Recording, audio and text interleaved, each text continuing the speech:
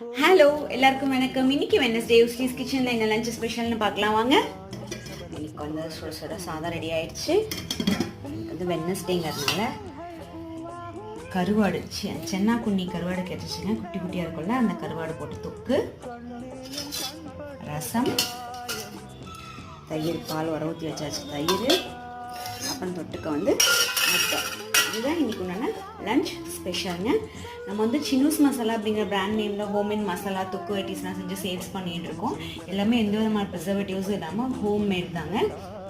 அது மட்டும் இல்லாமல் கஞ்சி மிக்ஸஸ், பாரம்பரிய சில கஞ்சி மிக்ஸஸ், மால்ட், சுகர் சேர்க்காம, நாட்டு சர்க்கரையோ வெல்லமோ எந்த விதமான ஸ்வீட் சேர்க்காம மால்ட்டும் செஞ்சு சேல்ஸ் பண்ணிட்டு இருக்கேங்க.